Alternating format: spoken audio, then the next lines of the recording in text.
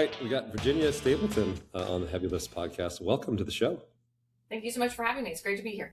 Super excited to have you too. And at the outset, when we talk about people who are interesting in our community and who move our community and people who take risks, you're one of the people that came to mind. Just in terms of your background and what you're doing politically, right? And but also, it sounds like you've got a really interesting story in talking to others around the community. And I would just love to share with my listeners and my followers that story today. Awesome. I'm ready to go. So Okay, perfect. So I want to get back to childhood. Where'd you grow up? So I was born here in Salem, literally like half mile from where I'm sitting right now, at the old Salem Hospital. My parents lived at the time in Kaiser. So they lived there until I was 5, and then they bought a place in West Salem. And I lived there for the rest of my childhood. My dad still lives in the house that I grew up in. And have really been here my whole life, really deep roots. So okay, awesome. Yeah. And so, like, growing up, what was something you were into when you were growing up here in Salem? What did you do for fun? People always talk about like how Salem was not that much of a fun town, but what did you do for fun when you grew up? I hear that a lot, and I think that Salem has so much potential and so much good stuff going for it that I always try and push back a little bit. But I grew up in a really big family. So I have 11 brothers and sisters. Oh, wow. And so growing up, it was a lot of really cheap entertainment, right? So whether that was like imagination play with your siblings, or I know my mom used to take us on drives all the time, like just, really low key, go to a park kind of situation. So growing up, that's what we did.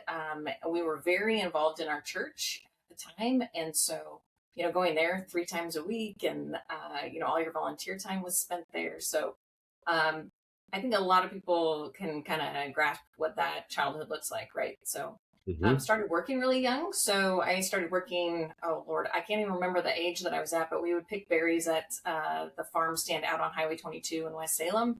Okay. And so, all of us just get out there and get to work all summer.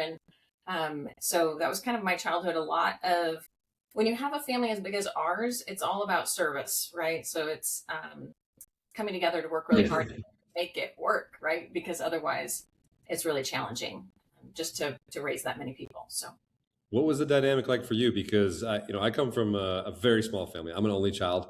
I was always like trying to find just find friends who were my age to hang out with, because my parents were there with their friends. It was like they're, obviously in their 40s, and it's not exciting for a kid, my age. And so I was always like, oh gosh, I want some more. But it sounded like you had a lot. So what was the dynamic like for your family? Yeah, so people ask me that a lot. And what I like to share with people is that, the good times were that much better and the hard times were that much worse. And there's just kind of an intensity to growing up with that many folks with you. It was really interesting when I was, in my mid 20s, early 30s, it kind of came to me that I really don't know how to be a good friend. Because growing up, when you have your friends just naturally installed in your life as your family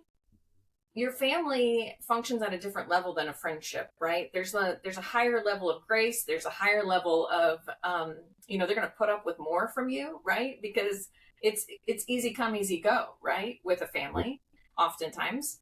And so I figured out that I wasn't great at the intricacies of what makes a friendship really work. And so that was a skill I actually had to develop kind of later in life, when I was married and had kids and started to kind of get out into the world and find my own set of friends. So I always find that really fascinating. That is fascinating. What were those intricacies? What were those nuances that you had to kind of find in yourself to become a good friend?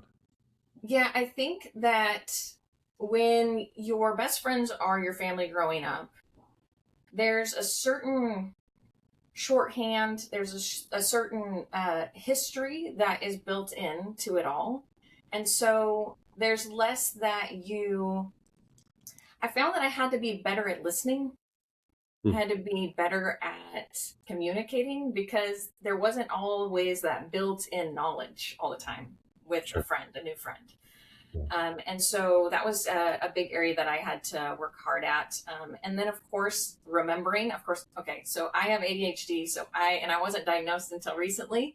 And Okay. so, there was probably a lot of grace that I could have given myself in those years of realizing, like, oh, I'm forgetting people's birthdays, or I'm not really great at buying gifts. I'm still not great at buying gifts. So just learning how I express my friendship with people and my love for people, and when you are growing up in a family, that's just all kind of built in. Like everybody kind of functions the same, but as you become your own person, it just functions differently. So those were some of the Mm, things that I had to learn how to do better with my friends. interesting. Well, I think we, could all be better listeners in general, but I think certainly when you realize you're kind of in a silo, it sounds like, and then you kind of get out, you're like, oh wow, this is a different way I need to work on listening and Yeah, communicating. yeah. I want to go back to like your childhood. You started working at a young age, is that right? What kind of jobs were you doing? So primarily in my childhood, we were picking berries. Cool. I think everybody in the Willamette Valley at some point in time picked berries, Mhm. and so that's what I started doing young. When I was in high school, I ended up dropping out of high school, and what I talk about with folks is that when you grow up poor, you idolize work. And so when I did drop out, it wasn't like this big bad thing that happened in my family. It was just like, oh, okay, we've got another person in the workforce, Mhm. another person to help like carry the load. Mhm. And so that was all service work. So whether that was working at a nursery, a local nursery, working at a coffee shop, Crooked House Coffee Shop. Some people might remember that coffee shop from West Salem. Worked at Morton's Bistro, which was another really well-known Mhm. restaurant here in West Salem, and then Roth's. Like I don't know any kid here in the Valley who hasn't worked at Roth's, right? So Mhm. those were a lot of the jobs that I did in the years that I would have been in high school. So Okay. yeah. And did you gravitate towards any of those? Did you enjoy any of those in particular, or were they just kind of like, let's get through this to something else? Yeah, well, I have always been in service, right? So, growing up in my family in service to others, but then also in the work that I was doing. So, I knew I was really good at it. After my 2 years of home ec, is what I call it, I was just enrolled to go to North Salem High School. Yeah. And back then, growing up in West Salem, you didn't have West Salem High School. You had to choose North or South. Yep. They picked you up at the bus, dropped you off at Walker Middle School, and you have to get on your bus, whatever high school you're going to. So I started at North and just kind of walked in on the first day and said, like, I'm here. Can somebody, help sign me up, get me classes? And of course they did. Yeah. But I had an undiagnosed learning disability, several of them. I Okay. had disassociated through all of elementary school for the most part, had been home for middle school. And when that is where you're at, that is not a good setup for success. Mm. Um, my family was still in a really like a there was always there's always tension, there's always struggles, right, in life. Yep. But sometimes I think the trauma gets pretty high, and the intensity gets high, and that was very much so a time of that, and it's for one of my siblings. And so halfway through the year, they moved us out to Perrydale High School, and I Oh don't know no, if you know where Perrydale is. I don't. Okay, it is about 20 minutes west of West Salem. Okay. It is west of 99W, and it is in between Amity and Dallas. That's kind of the best way for me to explain it. It Got it. is a certified ghost town. Okay. They have a K through 12 school, Mhm. and uh, the class that I was a part of when I went out there was the largest ever they had had. We had 29 students. Okay. So it was FFA. It was like, it was Yeah. it was a country school. And why did your parents want to make that move at this point in time? So one of my older siblings had made the move for themselves, and they had said, I don't want to be at North anymore. And they had transferred themselves out to Perrydale. And so when the time came that my sister and I, who were freshman and sophomore at the time, we were struggling. And so they decided to move us out to Perrydale as well. Yeah. My older sibling would have a lot of panic attacks. And so I was always getting pulled out of class to, hold her hand and hold a paper bag and, all of the Yeah. things. And they would call the ambulance. The ambulance would come, it was just very, like this was my life, very normal to me.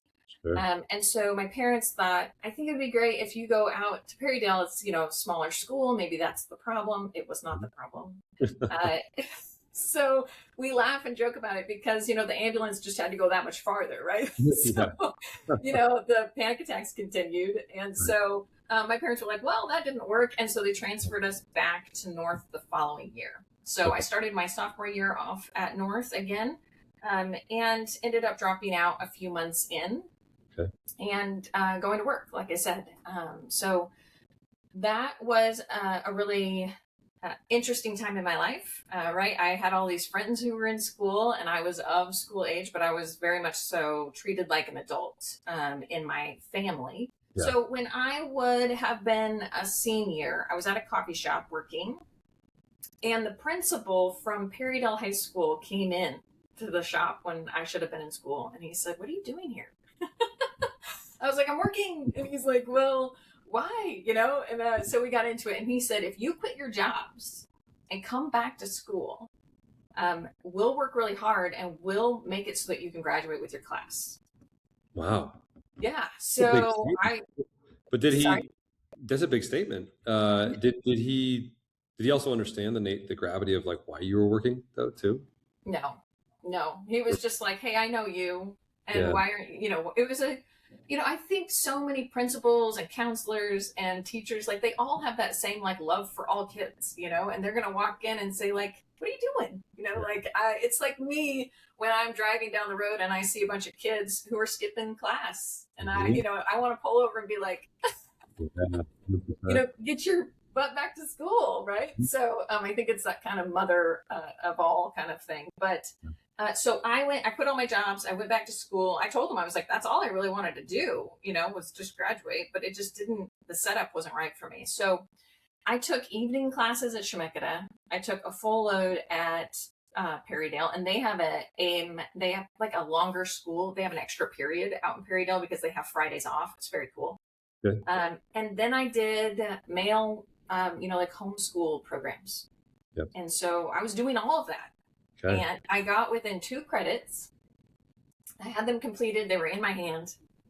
And I said, I could mail these, but you won't get them graded in time for the graduation. But I would really love to walk with my class. Yeah. And they said no.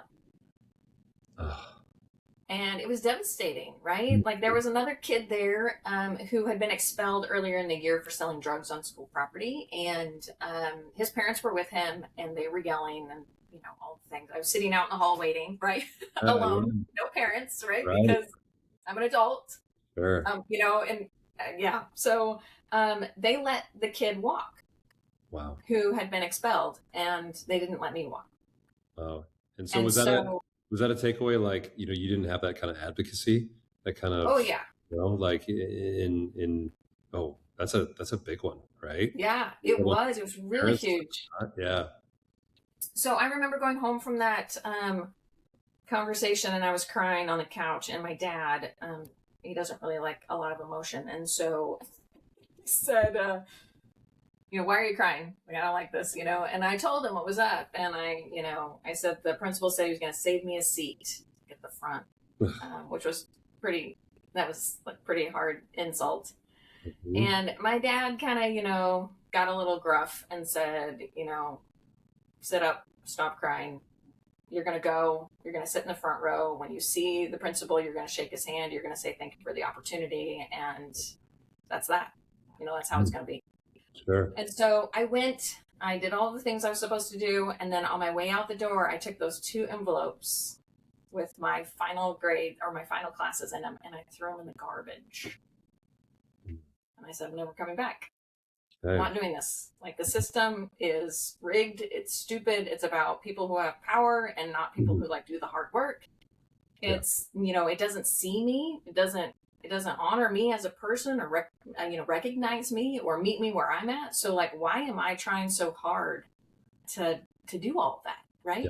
Totally. So I was very hurt. I was very angry. I was Mhm. 18. Of course, you're going to be all of those things. And so threw those away and dropped out for a second time. Okay. And I didn't go back for my GED until I was in my 30s, and I was practicing what's called listening prayer. I don't know if you've ever heard of it, but Mhm. a group of us women were together. Somebody read a scripture, and it was about what are your unclaimed territories in life. What are the areas of life that you're not paying attention to that you need to focus on. And then we would close our eyes and listen. There would be no like, dear, God or divine, whoever, Mhm. I want this, that, and the other, or help me with this, that, and the other. It was just silence. Okay. And the first thing, like nanoseconds into closing my eyes, was go get your GED.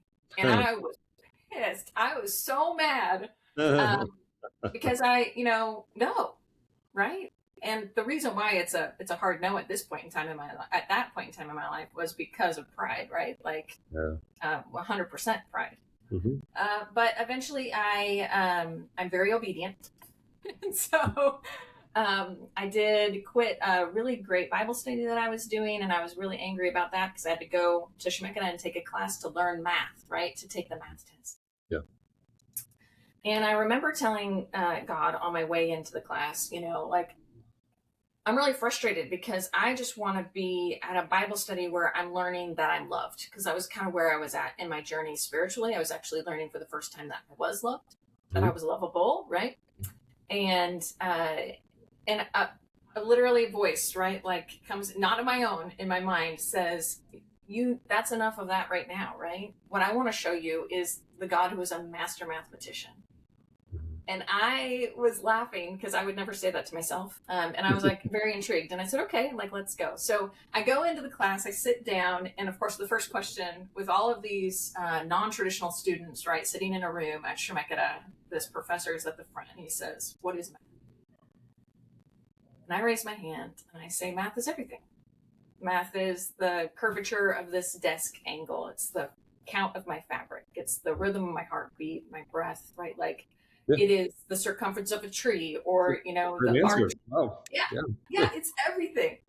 And he said, yes, some would say that mathematics is philosophy in a different language. Hmm. And I was hooked, right? Like, Mhm. then I'm on the edge of my seat, like I'm in, right? Like, Mhm. let's go. Mhm. And Yeah. so I did all the classes, and I passed all of the tests and got my GED. And then I was eligible for the Oregon, oh, what is it called?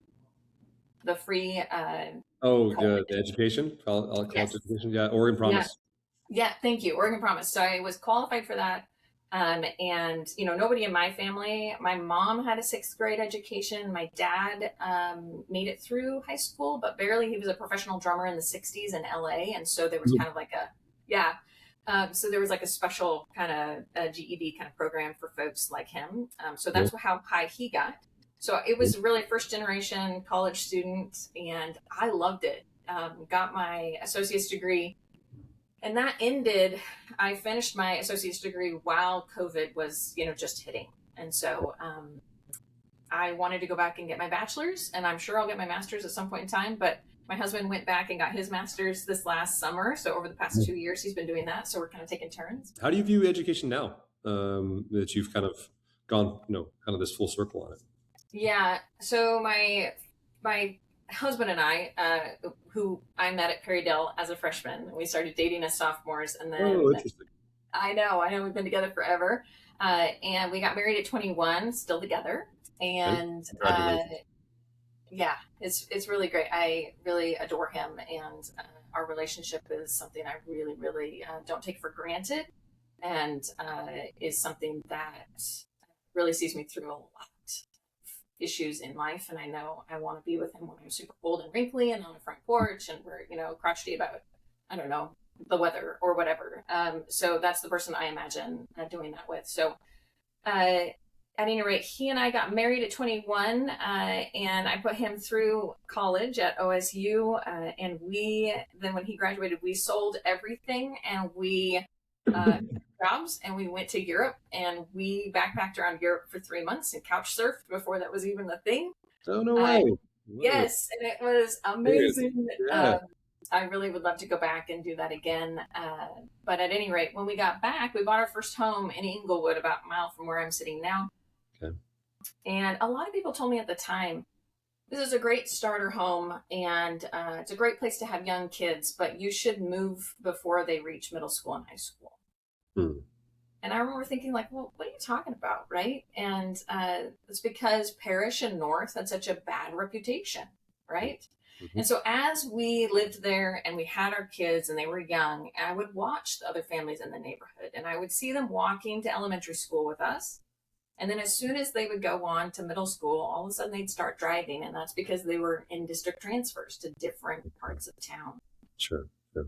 And I'm really loyal, right? So when I started when we bought our home and when I started to put roots down in Northeast Salem, like this became my place, my people.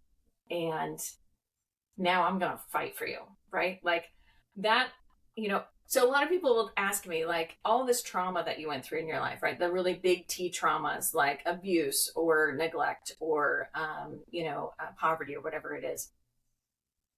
Which of those is the one that kind of drives you? And the thing is that it's actually not so much the big T traumas, it's the little T traumas. And by that, I mean the absence of something good. That is like that's my driving force in life. And that is the people who should have been there to protect me and defend me and fight for me who weren't, right? Like in a nutshell, that is Virginia Stapleton. Mhm. And so when I'm taking my kids to our neighborhood school, where it's a Title I school, and there's a lot of kids that are struggling, and the teachers don't have what they need in order to teach well, and the school is run down, and all of those things. Like, I'm gonna dig in, and I'm gonna fight really hard for these kids, and so. That's what we did. I became like the parent teacher president of the club and raised money for all the things, right? And worked with N Squared, which Sam Skillern at the time was running, and Nice. did the whole fundraiser and redid all the landscaping in front of the school, because I know that if a place looks run down, there's no sense of pride. And so let's make it beautiful. Let's make it a place that these kids want to come, right? And so doing things like that was a lot of fun. And I just thought to myself, there's no way in heck that I am going to leave these kids now. And by that, like, when I walked through Inglewood Elementary, it was, hey, Mrs. Stapleton. Like, every kid knew who I was. And I'm not going to leave them the minute that they go to Parish, right? Just because they're going to a different school. Mm-hmm. And so that's what we did, of course. And I feel very strongly about our public schools. I think that, like, I think a lot of people could hear my story and say, well, didn't you give up on public schools, right? Because they weren't able to do what you needed them to do. But Yeah. for me, it's about making it better, right? Like, who else is better fit for the job of going and making policy that is going to positively impact or shape our schools or our education system for years to come than somebody who the system failed, Mm-hmm. right? Absolutely. Mm-hmm. And so I've got two kiddos. The youngest has a ton of struggles, right? We have, a 504 for my eldest who struggles with a lot of anxiety. We have an IEP for my youngest who has, different learning disabilities and different struggles in life. And I'm fighting every day for my two kids, let alone everybody else's, right? So I really do understand the public school system from the lens of somebody who it failed and somebody who is fighting like hell to make it work for their own kids, let alone other kids around them. Somebody who served on the Salem Kaiser School Board's budget committee. So I understand the struggles that the budget poses for the district in order to meet the needs of the kids. Sure. So I feel really, really strongly about making the system work better. I think it's really interesting. One of the things I bring to this conversation, and I was actually at a meeting yesterday for my kiddo, and was really driving this point home yet again. What is success? Because when you have a kid who struggles with learning disabilities, or whether they have sensory processing disorder, right? So they really experience the world differently than most people. It calls into question, as a society, what are we going to call success? Because in society's viewpoint, I was a failure. Mhm. But in my opinion, I succeeded every single day because I am still alive, right? Like, I didn't check out. I'm a contributing member of society. I'm fighting for other people, right? Like, I'm taking those lessons learned and going to bat for others. Like, to me, that's a success, whether you have a degree or not. I call that a success.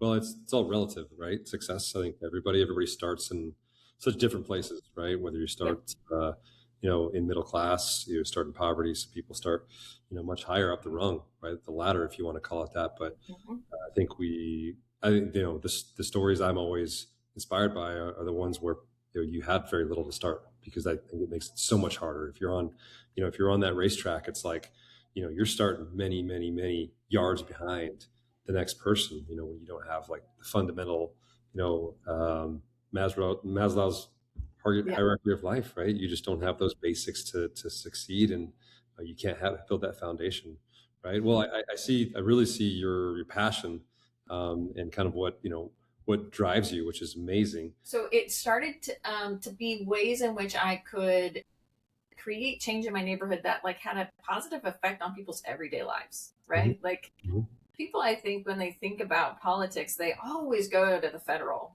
right? And I just want people to like just focus in on where you can actually create change. And Yes. um, you know, I joke around a lot with folks that local politics is the politics you can see, touch, feel, and experience, right?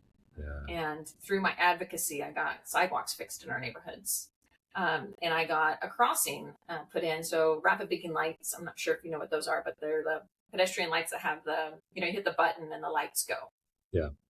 The reason why is that our school, if you know Northeast neighborhoods at all, is on the south side of Market Street. And there's a whole neighborhood to the north, or sorry, yeah, to the north of Market. Oh, yeah. And all of these Title I kids that are walking to school by themselves, or whatever it is, they have to cross 4 lanes of traffic on Market Mhm. Street. Yeah, it's a And it's a busy street. very, yes. And for people who aren't Salem based and listening, I want people to think about the fact that that is the exit from I-5 to the Capitol. Yes. So every single person who's going to the Capitol or that downtown, sweet spot, they're going to take that exit, and they do not care about that neighborhood, right? They want to get in, they want to get out. Mhm. And so it's a very harsh place. And it is 4 lanes. It's 30 miles an hour. Everybody drives 40. If you are hit by a car going 40 miles an hour, the likelihood of you dying is very, very high. Mhm. We've had several people die on Market Street as pedestrians. And so I fought hard for rapid beacon lights, and we got them. And the miraculous thing of the story is that working with Chuck Bennett and we got it done in a year, Wow. which is unheard of, right? Mhm. And so getting that done, I started to see like, oh my God, like the everyday lives of the people in my neighborhood are being positively impacted by my advocacy. And so when people came to me and said, will you run for city council? I thought about it for a long time because a lot of people might not understand what I'm going to say next, but it's really important to me and it is really meaningful. When you struggle with being powerless in your life, and a lot of people who are victims of sexual violence have been, that is the crime, right? Mhm. It is a crime of power over another individual. And so the victim is often really struggles with feeling powerless. And that's not a good place to be. But what I really wanted to be careful about was when I was given the opportunity to reach for power, was I doing it for the right reasons? Mhm. Or was it instinctual of that I've been powerless most of my life and I'm going to grab power whenever I get the chance to, right? Like I didn't want that to be me. Mhm. So there was a lot of thought that went into my decision to run, a lot of conversations with Isaac about my reasonings why. And every politician has got to find their why. Mhm. And Sure. it's a changing why. Like, no matter where you're at in your life's journey in politics, your why is going to keep evolving with you. And it should, because I hope to God you're evolving as a person, because that's the whole point. Mhm. So I finally decided that I was going to do it. And when I decided to do it, I made a list that had 60 items on it that I wanted to get done at City Council. And Yeah. for anybody who's been in politics, they're just going to die laughing when they hear that, because you would be lucky to get done a handful Right. of things, Right. maybe, right? Yep. Yep. But I was just like being a boss, right? And like making my list and going for it. Yep. And when I was elected, COVID was hitting. Yep. I finished my first campaign on the telephones because I couldn't go door to door. Sure. The first 2 years of council were, I had never been in the same room with the rest of the council, Mhm. which is just Wow. mind blowing to That think is, about. yeah, totally. Yeah. You wouldn't get, and there's something about being in person and getting Yeah. things done versus being on the phone, right, or Zoom, or whatever, right? Mm-hmm. So, Especially with politics, because I think anybody who watches the city council meeting of, at least when I was on there, right now they're kind of weird because they're getting their seismic retrofit done, and so they're not in council chambers. But when you're in council chambers, right, like you're reading people's body languages, you're getting up and walking across the room and talking to somebody about, an issue or a vote.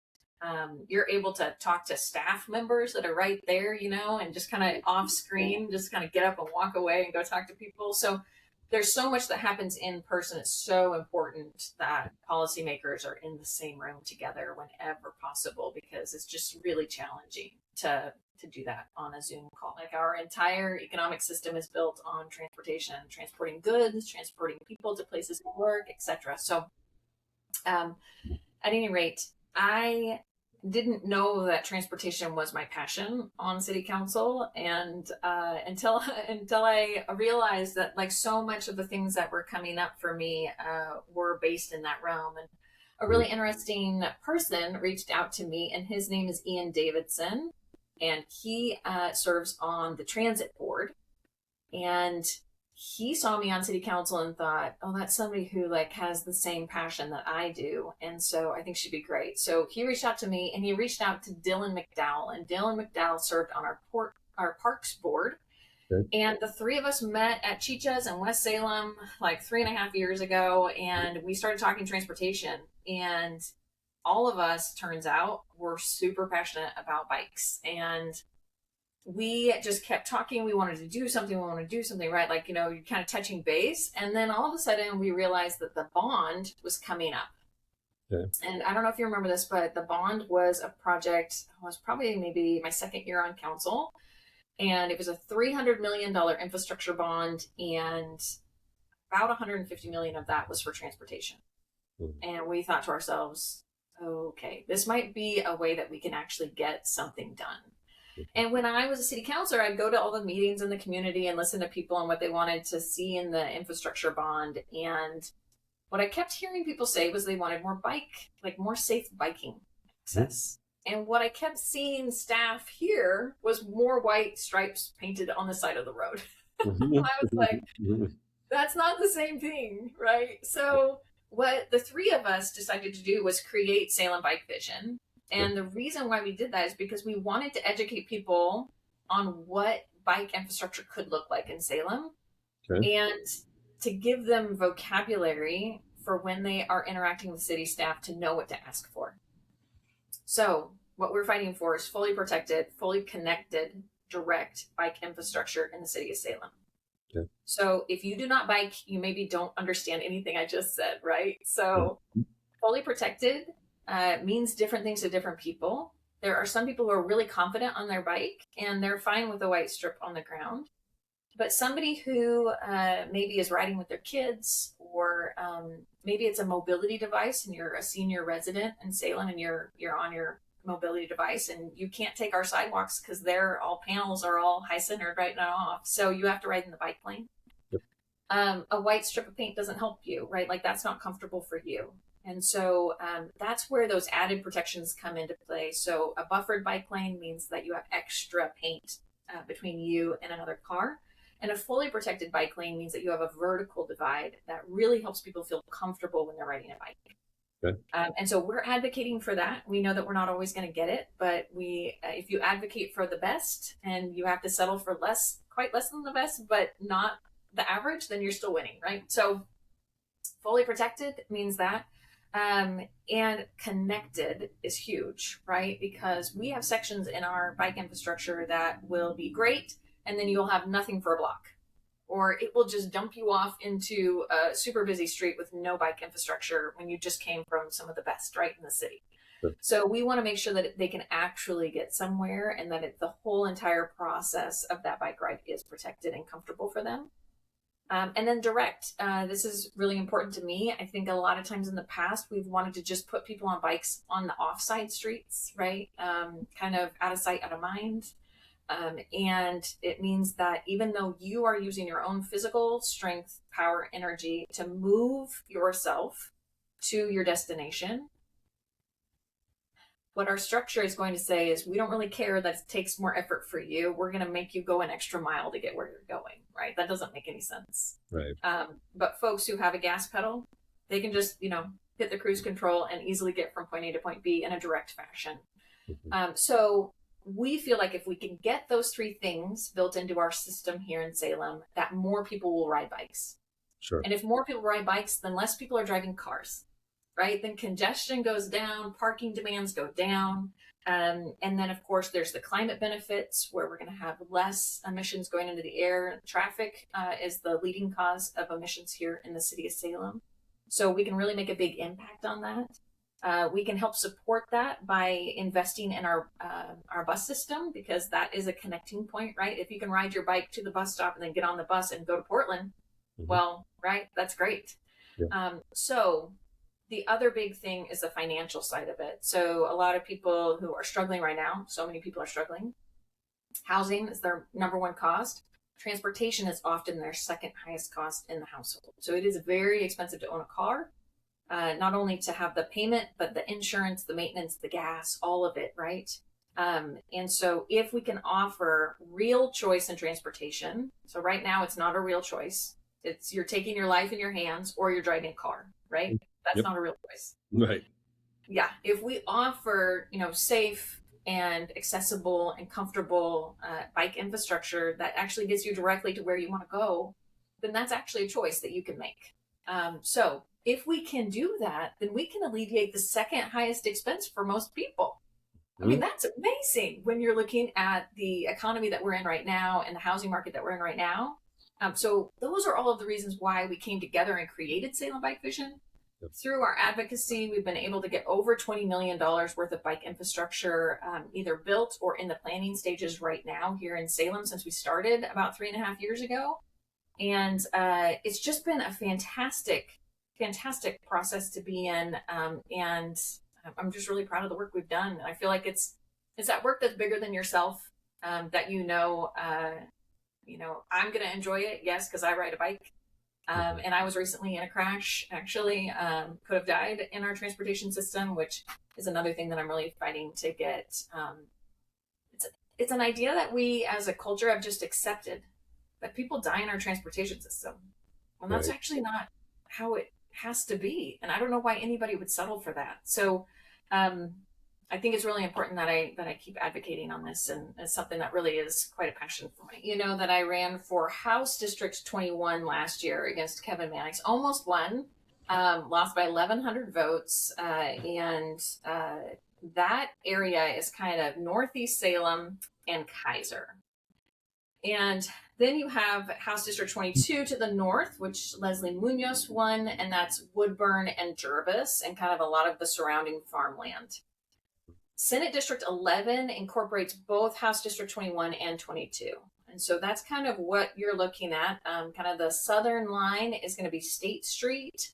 It goes up the river and then kind of comes across the top of Woodburn and down 99, and then kind of jaunts back and forth through East Salem. So that's what the district represents. Okay. It's a really exciting time for me because I just have such a passion to serve my community. And I hope that's coming across in our conversation today, but I've had so many lived experiences in my life that I think when you come into a room where policies are being made and laws are being created, when you have that vast variety of lived experiences in the room, that policy and those laws are going to be that much better. I can't tell you the number of times that I was a city councilor and I would bring my perspective to a conversation with city staff, and the times that they responded with, I never thought of it like that. Mm-hmm. Every time I heard that was like a jolt to my system, like keep going, right? Because my story is, I think a lot of people can say, and I understand that I lived it, so it feels different to me, but I know that there were a lot of things that were hard that happened in my life, but to me, this is just my life, right? Like, this is just normal. And what I have found in life is that so many people have had experiences like mine, right? Like, this is actually normal life for a lot of people, but those people aren't represented in places of power. They're just not, because they weren't born with that stability, right? They weren't born with that experience and support to get through school and college. All of those financial, we talked about it earlier, right? Like all those things that kind of set people up for quote unquote success in this world. Folks like me are not represented. And so I get really, really excited and really energized when I think about being that voice for so many people at the state capitol. And, whether it's, fighting to bring down the cost of housing, the cost of living, right, to advocate for fully funding our education system, to really fight for that social safety net. You and I talked earlier about the hierarchy of needs, right? And how important it is to know that you can count on those things. And I think in our society where everything is really hyper individualized, we're kind of in staged capitalism where it is just kind of, everyone fend for yourself and may the strongest win. I think that a lot of us are coming to the end of our own personal ropes saying, but like, I can't do this alone, right? Like, I could never parent my kids alone. It's not even just Isaac, right? Mm-hmm. It's the whole team. It's the teachers, the doctors, the mentors, the people who are helping my kid at an art class or whatever it is, right? Like, we are all parenting of the next generation, whether we are actually parents, whether we birth kids or not. We are all humanity helping to bring forth the next generation. And so I think that the inconsistencies of our culture and what we need as a species to survive are really coming to bear right now. Like, that tension is just really grinding up against each other. And we're saying, I am exhausted. I can't. I need to be able to count on my school to be there. I need to be able to count on pre-K. I need health insurance. And why isn't that a basic human right?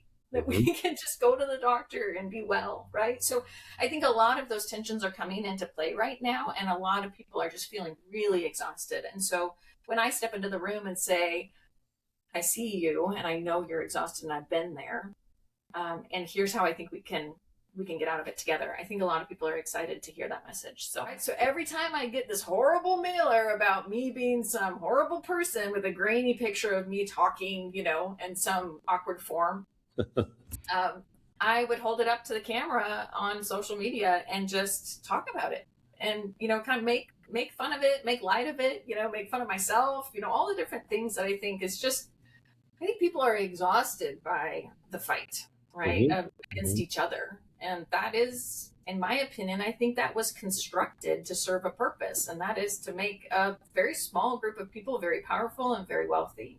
Yes. And in the meantime, we're just hating on each other and trying to tear each other down. And when we're doing that, we can't really tackle the big issues of our day. I don't know if you know who Richard Rohr is, but he talks about that. Just that it's very uncomfortable to be in the unknown for humans. And right now, we are very much so in the unknown of what's going to happen with our democracy, or what's going to happen with our communities, or how we're going to live together in the future. I feel like we're all kind of picking up all these pieces, past COVID and, this new political era that we find ourselves in. And we're just looking at all of it like, I don't even know how to put this back together, right? And so I think I have some ideas on how to do that. And so you step forward to run, and you step forward to be a leader, and you hope that people give you a shot. I wish you absolutely the best of luck, Virginia, in your Thank you. run for it's state senate, right? District Yep. number 11. Mhm. Um, and there's so many other questions I have for you, but we're gonna have to save them for the next time. Now, when are we going to the polls? When is the election? Yes. So I have a primary challenger. So I will be on, I will have a race to win on May 19th, Okay. which is your primary. Yep. And for those of you who don't typically vote in primaries, please vote in the primary. There's so many good things that are always on your ballot. I'm always sorry, I'm going to take up more of your time. But when you are in a democracy, it is your responsibility to vote every single time and all the way down the ballot, and to care and to invest some time in looking and researching who you're voting for. So please, please, please, folks, we need to hear from you. Our democracy falls apart when we don't hear from people. And how we hear from you is voting. So please do. In the primary, you're going to be voting on who your next mayor is and who your city council is going to be, and so many other things. Who's going to be your representative in races that are going to be decided in November. And so if I get through the primary, my next ballot will be on November 3rd this year, I believe, is voting day. Okay. Okay. Well, we wish you the best of luck at heavy lifts. You are exactly the person we like to talk to, people who are, taking big risks and doing it, in a fashion that's bringing people together and building communities. So thank you so much for everything you do, and look forward to talking to you again soon, I hope. Yes, of course. Thank you so much.